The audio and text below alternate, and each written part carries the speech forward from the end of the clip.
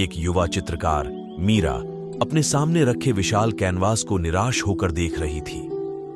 मन में एक मनमोहक पहाड़ी झरने का दृश्य था, परंतु उसका ब्रश कैनवास पर बेजान रंग छोड़ रहा था।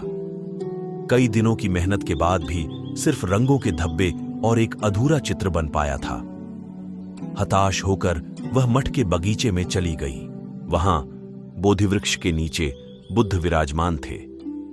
मीरा ने अपना दुखड़ा सुनाते हुए कहा, गुरुजी, मेरी कल्पना इस कैनवास पर कैद रह गई है। मैं कितनी भी कोशिश करूं, यह साकार नहीं हो पा रहा है।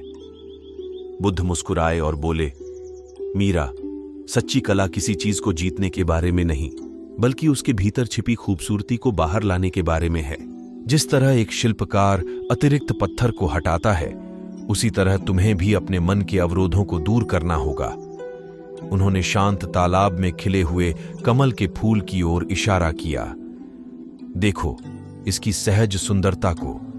यह धारा से नहीं लड़ता, बल्कि उसे प्रकाश की ओर ले जाने देता है। मीरा ने उनके शब्दों पर विचार किया। कैनवास पर वापस लौटकर उसने अपनी आंखें बंद कर लीं और शांत कमल की कल्पना की। जब उसने आंखें खोलीं, तो उसने एक जिद्दी कैनवास नहीं, बल्कि मनमोहक झरने की संभावना देखी। उसके ब्रश की गति धीमी और सटीक हो गई। हर रंग के साथ झरना उभरने लगा, कठोर परिश्रम से नहीं, बल्कि नई समझ के साथ। कुछ हफ्तों बाद मनमोहना झरना चित्र बनकर तैयार था, मानो बहने को आतुर हो। मीरा समझ गई, सबसे कठिन कार्य को भी शांति और स्पष्टता के साथ पूरा किया जा सकता है। उस दिन से उनकी कला में एक नई शांति झलकने लगी, जो बुद्ध की बुद्धिमत्ता का प्रमाण थी।